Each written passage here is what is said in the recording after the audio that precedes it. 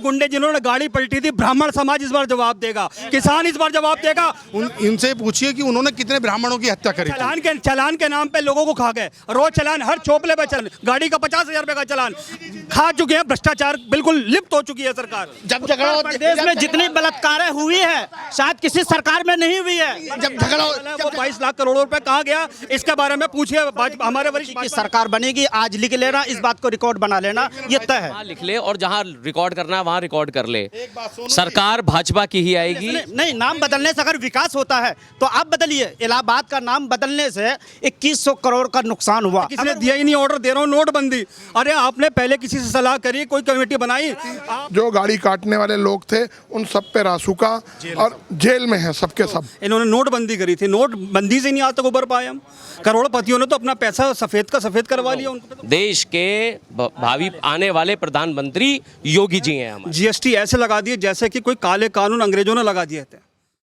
है। हालांकि एक समय था जब इस मार्केट में जो है लोगों का जो है कदम रखने की जगह नहीं मिलती थी, और यहाँ के जो व्यापारी है क्या सोचते हैं आने वाले चुनाव को लेकर के, इसीलिए जो है हम जो है दिल्ली से लेकर के जो आज हम मेरठ में आ पहुँचे हैं और यहाँ की जनता से राय लेते हैं कि उनके क्या मानना है, आने वाले चुनाव में क्या मुद्दे होने वाले हैं, व्यापारी वर्ग जो है इस सरकार को लेकर के क्या सोचते हैं। आइए बातचीत करते हैं। कुछ लोग मौजूद हैं जो कि यूपी चुनाव को लेकर के काफ़ी बातचीत करना चाहते हैं, यूपी का हाल पे बातचीत करना चाहते हैं। आइए बातचीत करते हैं कि व्यापारी जो है क्या सोचते हैं आने वाले चुनाव को लेकर के। क्या नाम है सर?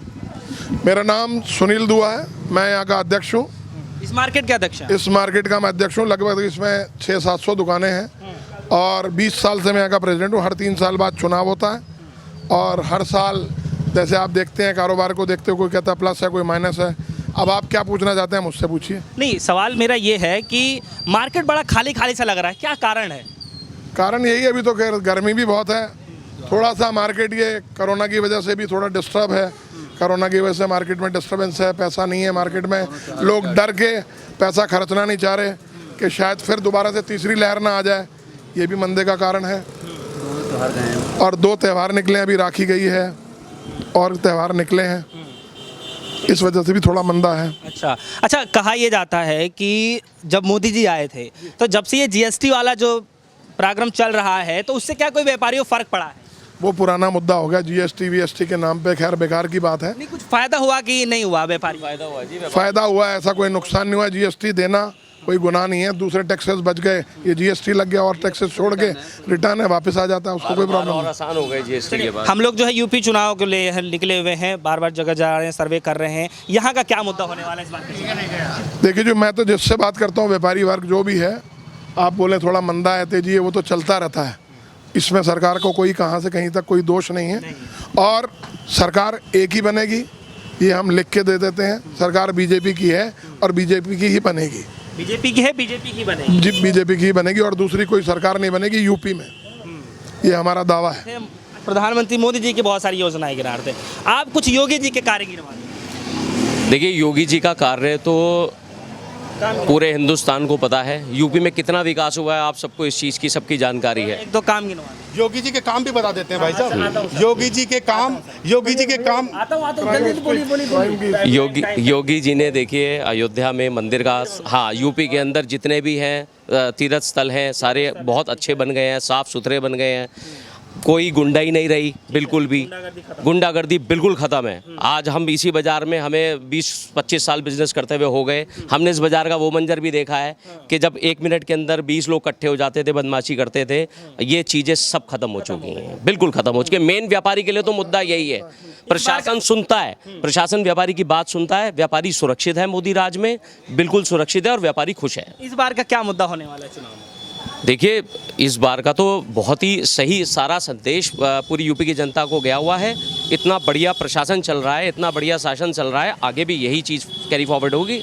हमारे योगी जी आएंगे, योगी जी आएंगे, बिल्कुल योगी जी आएंगे सर। कार्य पे चल रहे हैं, जिस पद पे चल रहे हैं उसी पद पे चलेंगे। 100% बिल्कुल सही चल रहे हैं और योगी जी भावी प्रधानमंत्री हैं। मैं आपको बता दूं, जी हाँ, ये बड़ी बात बोल रहा हूँ आपको, ये बड़ी बात बोल रहा हूँ। देश के भावी आने वाले प्रधानमंत्री योगी जी हैं हमारे। आप सुन लीजिए, आता हूं सर, मैं आता हूं, थोड़ा एक सेकंड रह गया है। आप देखिए कि आप इसी स्टेट के रहने वाले हैं, जो और भी सरकारें रही हैं, अब तो वो अनाप शनाप बोल रहे हैं क्योंकि वो लड़खड़ा गए हैं वो लोग। लेकिन जब से योगी जी की सरकार आई है, महात्मा जी की सरकार आई है, जब से एक स्मूथली शांति इस प्रदेश में स्थापित हो गई है, आप देखिए क्राइम रेट कितना कम हो गया है। हमारे जो ये अभी व्यापारीगण हैं, ये जब यहाँ से चलते थे तो इनको ये लगता था कि हमारे साथ कहीं अव्यावहारिकता ना हो जा, हमारे सहित कहीं लूटपाट ना हो जा। व्यापारी वर्ग अपने आप को डरा डरा ठगा ठगा सा महसूस करता था। लेकिन योगी जी की सरकार आने के बाद जो शांति स्थापित हुई है, और आज का व्यापारी और ये स्टेट ऐसा है कि योगी जी के नाम से जीता जाएगा। ठीक है, आता हूं सर, मैं आता हूं। आप थोड़ा इधर आ जाइए। कैसे देखते हैं आप, जितना इन लोगों ने बोला, जिन भाई साहब ने बोला, बिल्कुल सही चल रही है, सड़कें बन गई है, रैपिड रेल बन गया है, सब कुछ सही चल रहा है, आप इसको कैसे देख रहे हैं? मैं तो आपसे बस इतना ही कहना चाहूँगा कि जिस बाज़ार में हम खड़े हैं, यहाँ पर एक भीड़ का आलम हुआ करता था ग्राहकों की, आज ये बाज़ार खाली पड़ा है। कह रहे हैं कि भीड़ की वजह, मतलब गर्मी की वजह से, और थोड़ा अर्थव्यवस्था चौपट हो चुकी है देश की। सब जन मानस सब जानते हैं देश की क्या हालत चल रही है। नौजवान बेरोजगार हो चुके हैं, व्यापारी ख़त्म हो चुके हैं, किसान सड़कों पे आ चुके हैं। वो खेतों में उन्हें हल चलाना चाहिए था, आज वो हाथ में झंडा लिए इनकलाब जिंदाबाद और मुर्दाबाद के नारे लगाते हुए बॉर्डरों पे अपना धरना दे रहे हैं। अब इससे ज़्यादा मैं आपको क्या कहूँ। बात जीएसटी की बात करता हूँ कि जिस दिन से जीएसटी लगी है, जीएसटी ऐसे लगा दिए जैसे कि कोई काले कानून अंग्रेज़ों ने लगा दिए थे। अगर व्यापारी वर्ग को धीरे धीरे समझाया जाता कि जीएसटी का क्या अर्थ होता है और किस तरह से चलेगी, तो जीएसटी कामयाब हो जाती। पर जीएसटी एकदम लगाना, आज तक जीएसटी के वकीलों को भी इसका पूरा का पूरा नहीं पता कि जीएसटी आखिर है क्या। तो फिर व्यापारियों को छोड़ो, मेरे पीछे, आपके पीछे एक बैंक पड़ा है, मेरे वकील यहाँ पर आते हैं, हम यहाँ पर रोज आते हैं। आज तक हमारा लिमिट का लोन चल रहा था, मैं आपको मैनेजर से पूछवा दूंगा, हमारा लिमिट का लोन बंद कर दिया गया क्योंकि 10 तरह के कागज मंगवाते हैं, हम वकील के पास जाते हैं, वकील को पता नहीं, वो वकील यहाँ बेचते हैं और ये वहाँ बेचते हैं। हमारा मूर्ख बना रखा है। तो व्यापारी वर्ग जो है, क्योंकि ये भी यहीं से हैं, अध्यक्ष भी हैं, तो कह रहे हैं जीएसटी वेएसटी तो बहुत पुराना मुद्दा हो गया, आप उस पे क्या बातचीत कर रहे हैं? जीएसटी की मार आज तक है, जीएसटी की मार आज तक है। और जीएसटी से पहले जो काले धन की जो बात करी गई थी, काले धन के बाद जो इन्होंने नोटबंदी करी थी, नोटबंदी से नहीं आज तक उबर पाए हम। करोड़पतियों ने तो अपना पैसा सफ़ेद का सफ़ेद करवा लिया, उन पे तो कोई नहीं हुआ। मरा कौन? जिस पे 2 लाख रुपए 4 लाख रुपए बेटी की शादी के लिए, जिस पे 8 से 10 लाख रुपए अपने बेटे को व्यापार कराने के लिए, या फिर किसी काम के लिए रखा था बुजुर्गों ने अपने भविष्य के लिए कि हम बुजुर्ग होंगे तो हमारे पे एफडी बनी रहे, वही लाइन में लगे रहे, वही धक्के खाते रहे, और उन्हीं का पैसा काले को सफ़ेद कराया इन्होंने।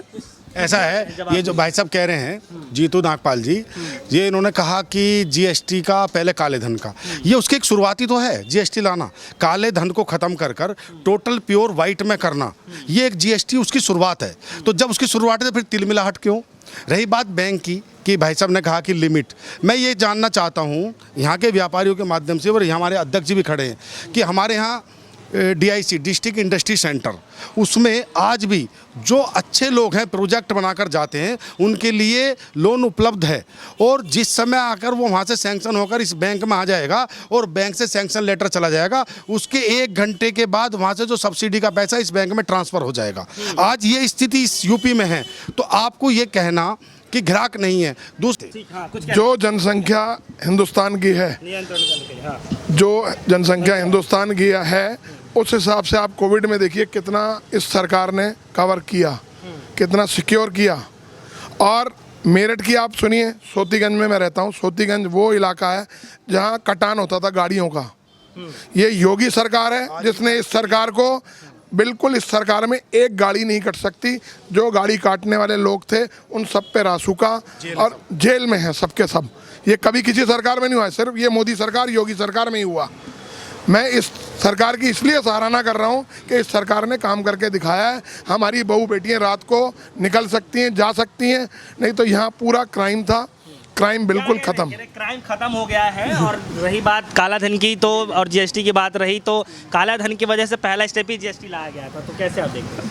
आपको मैं बता दूं कि हमारे देश के गृह मंत्री ने खुद कहा था कि 15 लाख तो हमने खाली एक जुमला दिया था कि 15 लाख खाते में आएंगे, ये तो एक जुमला था। ये बात तो खुद ही उन्होंने पुष्टि कर दी थी इस बात की कह के कि ये तो एक जुमला था, मतलब एक लॉलीपॉप था, आपको दे रहे हैं, आप हमारी सरकार बनवा दो, और दे दी गई है। सरकार बन गई है, 15 लाख छोड़िए, 1500 रुपये भी नहीं आया। 15 लाख रुपए की बात कर ऐसा है, ये 15 लाख रुपए की बात जो ये जुमले की बात कर रहे हैं, वो भाई साहब ने देखा होगा कि कब माननीय गृह मंत्री जी ने कहा, हमने सबने वो चीज़ नहीं देखी। आए ही नहीं। तो इंटरव्यू में टीवी चैनल में दिया था, ये कहा, ये तो जुमला दिया। 15 लाख छोड़िए, आपको ये मेरठ का वासी होने के नाते वो हिसाब भी दे सकते। आपको मैं ये बता दूं कि 15 लाख रुपए का जो वादा करा था, इसे तो छोड़िए, चुनाव लड़ने से पहले कहा था हम विदेशों में जो काला धन पड़ा वो लेके आएंगे। जो काले धन को छोड़िए, जो हमारे देश का धन था, जो गरीब लोगों का धन था, जो मध्यम वर्ग के लोगों का था, वही उसे खा गए। हमारे देश में तो खुद ही लूटा गया, हमें ही लूटा गया। बैंक मैनेजर सारे अमीर हो गए थे। थोड़ा जवाब दीजिए। इसका मतलब ये है, इसका मतलब जीतू जी भाई साहब ये कह रहे हैं कि हमने 10,000 के 8,000 लिए, 10 लाख के 8 लाख लिए। इसका मतलब ये बात तो तय हो जाती है कि इनके पास सेकंड के पैसे थे, जिनके पास वाइट के पैसे थे। एक मिनट 2 नंबर के मैं आप एक बात देखिए, 2 नंबर के पैसे तो हर घर में होते हैं, ऐसा कोई आदमी नहीं है। मैंने आपको पहले भी बताया था कि हर एक माँ बाप ने अपनी बेटी के लिए 10 लाख 15 लाख रुपए शादी के लिए जुड़े होते हैं, जिसका कोई भी कागजों का हिसाब नहीं होता, वो जुड़ा जाता है। जब बच्चा पैदा हो जाता है तो उसके व्यापार के लिए जोड़ा जाता है, उसके नौकरी के लिए जोड़ा जाता है। अब उसी पैसे को अगर कह दिया जाए रातों रात खत्म कर दिया जाए, भाजपा के नेता द्वारा एक नेता रात को आए 8 बजे कि मैं यहाँ ऑर्डर दे रहा हूँ, बिल्कुल जैसे आज तक किसी ने दिया ही नहीं, ऑर्डर दे रहा हूँ नोटबंदी। अरे आपने पहले किसी से सलाह करी, कोई कमेटी बनाई? आपने किसी रिजर्व बैंक ऑफ इंडिया के अध्यक्ष से उन्होंने पूछा कि अगर हम काले धन को अगर हम बंद कर देंगे, पैसा बंद कर देंगे तो हमें क्या होगा? 9,000 करोड़ की लागत से जो इतना रुपया लगा, पैसा आया, जो कागज गया वो सारा बेकार गया। ऐसा है, ये भाई साहब जल्दी दे रहा हूँ। भाई साहब ने कहा कि एक भाजपा के नेता नहीं थे, वो हमारे देश के माननीय प्रधानमंत्री थे, और प्रधानमंत्री जी इससे भी पहले रहे हैं। तो हमने कभी भी किसी भी नेता को किसी पार्टी का नहीं बताया, प्रधानमंत्री को। तो प्रधानमंत्री, देश के प्रधानमंत्री उन्हें जनता ने चुना है और उन्होंने ये घोषणा करी थी। दूसरी बात, जहाँ तक पैसे की है उसमें 2.5 लाख तक की छूट भी दी गई थी। महिलाओं के लिए कहा गया था कि किसी भी महिला के इतने रुपए तक पर कोई हिसाब किताब नहीं लिया जाएगा। लेकिन लेकिन काला धन जो है, जो इससे ऊपर का था, इन लोगों ने, जो लोग ऐसे थे, उन्होंने अपने जो सर्वेंट थे उनको लाइन में लगा के 4-4 हज़ार रुपए के नोट बदलवाए। वो कहाँ इतने सारा आया, पैसे गया, सारा जो आया वो आ गया, जो नहीं आया वो लोग अपने अपने घर दबा के बैठ गए। वो जाने जिनके पास है। लेकिन मैं तो नहीं मानता हमारे देश में कोई काला धन है, लेकिन अगर भाई साहब कह रहे हैं और कोई इस तरह की बात है तो ऐसा कुछ नहीं है। और जहाँ तक 15 लाख रुपए का मुद्दा उठाया, मैं मेरठ में रहने के नाते 15 लाख का जवाब दे सकता हूँ। आप देखिए, मेरठ के लिए 32,000-38,000 करोड़ रुपए माननीय प्रधानमंत्री जी ने रैपिड रेल के दिए। इससे पहले 8,000 करोड़ रुपए का, जिसकी लागत और बढ़ गई। 15 लाख का एक मिनट, क्यों? एक मिनट रुकिए। क्या आप मेरठ आए हैं? क्या आप पुलिस लाइन में या कहीं आप कहीं भी आए हैं तो हेलीकॉप्टर से थोड़ी आए हैं? आप गाड़ी से भी आ सकते हैं। जब गाड़ी से आएंगे तो उसी सड़क से आएंगे ना, जिससे 4 घंटे लगते थे और वो 1 घंटा लगने लगा। तो ये पैसा किसका है? आप एक तरफ कहते हैं कि जनता का पैसा है, दूसरी तरफ कहते हैं उससे मतलब क्या है? दोनों बातों को एक रखिए। ठीक है, 15 लाख रुपए के इन्होंने हिसाब के, थोड़ा इधर आ जाइए, हिसाब किताब दिया है कि सड़कें मजबूत हुई है, रैपिड बन रही है, तो 15 लाख का ये हिसाब किताब दे रहे हैं। देखिए, जितनी भी सड़कें बनी है, ये हिंदुस्तान की गवर्नमेंट ने नहीं, बाहर से पैसा आकर के उनको सब कुछ भेज दिया। एयरपोर्ट भेज दिया, रेलवे भेज दिया, सब कुछ भेज दिया। जो मोदी जी के नारा था सबका साथ सबका विकास, वो तो हुआ नहीं।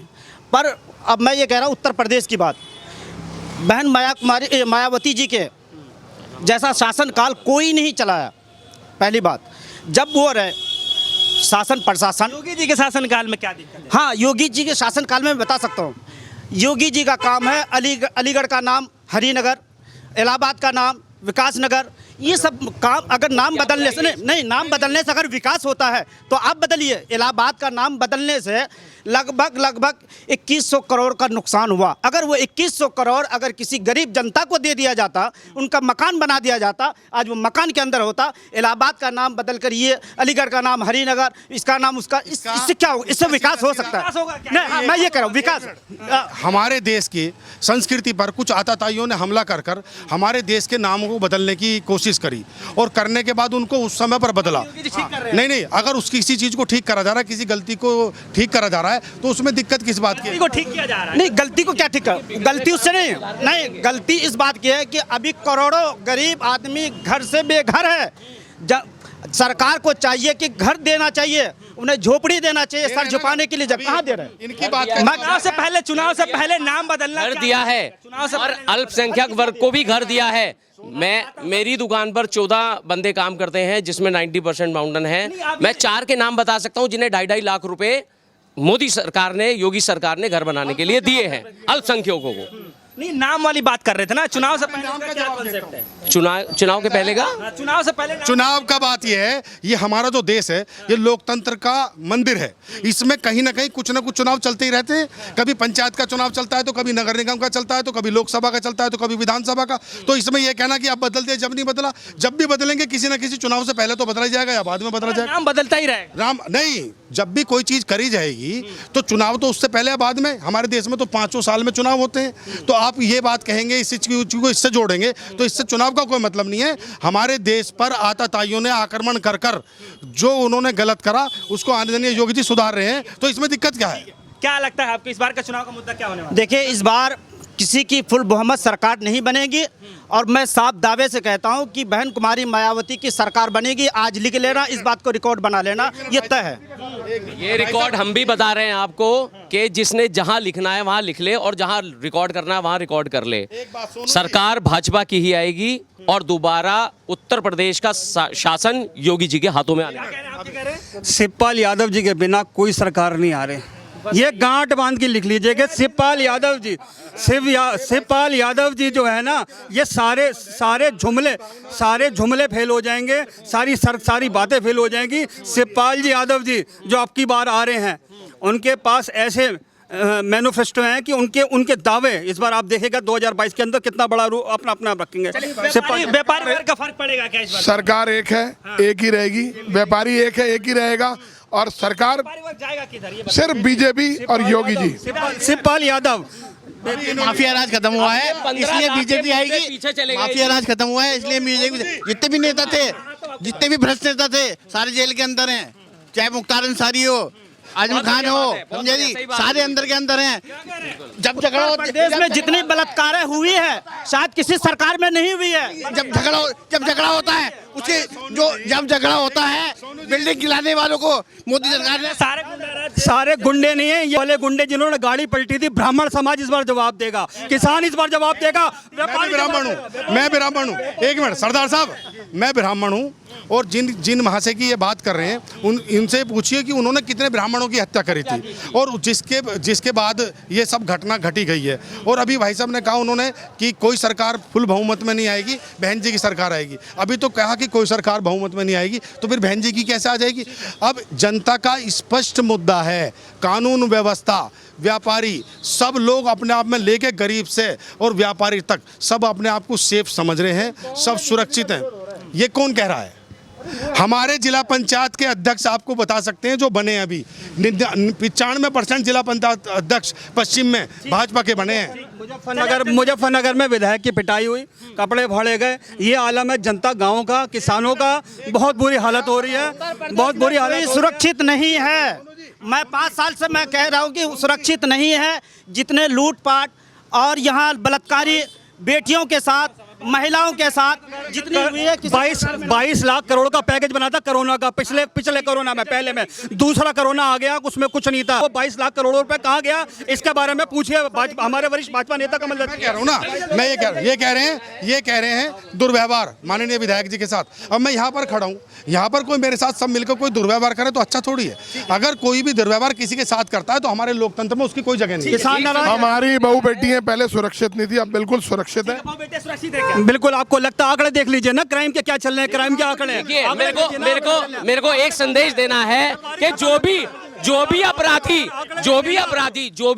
यूपी में अपराध करेगा उसकी गाड़ी अवश्य पलटी जाएगी, उसकी गाड़ी पलटी जाएगी। चलान के नाम पे लोगों को खा गए। रोज चलान, हर चोपले पे चलान चल रहा है। 10,000 ई रिक्शा का चलान, 12,000 रुपए चलान, जिसकी मोटरसाइकिल 20,000 रुपए चलान, गाड़ी का 50,000 रुपए का चलान खा चुके हैं। भ्रष्टाचार बिल्कुल लिप्त हो चुकी है सरकार। इस बार बदल टाइम में जवाब मिला, बदलाव होगा 2022 के अंदर, बदलाव होगी।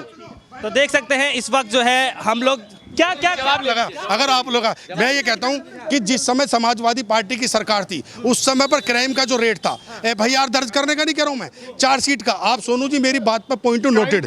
मेरा मतलब ये है कि FIR दर्ज होना एक अलग बात है, चार्जशीट लगना एक अलग बात है। पुलिस के द्वारा कितने लोगों को चार्जशीट दी गई उसके अनुसार अगर क्राइम रेट निकालोगे तो आपको पता चलेगा 25% क्राइम रह गया। तो ये इस वक्त जो है हम लोग मेरठ में मौजूद रहे और ये जो है बहुत बड़ी मार्केट मानी जाती थी। एक समय जो था जब यहाँ पे खचाखच से भरा रहता था और ये व्यापारी वर्ग से हम आज जानकारी ले रहे थे कि दरअसल जो है आने वाले चुनाव को लेकर के इस बार इन लोगों का मुद्दा क्या रहने वाला है। तो मैं तो अभी इस समय बता नहीं सकता कि क्या दरअसल चल रहा है, लेकिन जिस तरीके से हमने कुछ लोगों से बातचीत करी, व्यापारी लोगों से बातचीत करी, इस मार्केट के जो अध्यक्ष भी रहे उनसे भी हमने खासा बातचीत करी, तो साफ तौर पर आप देख सकते हैं, समझ सकते हैं कि आने वाले चुनाव को लेकर के इनकी क्या जो है भूमिका रहने वाली है। फिलहाल के इतना ही, जुड़ रहे हमारे साथ देखते रहिए DS4 न्यूज़। धन्यवाद।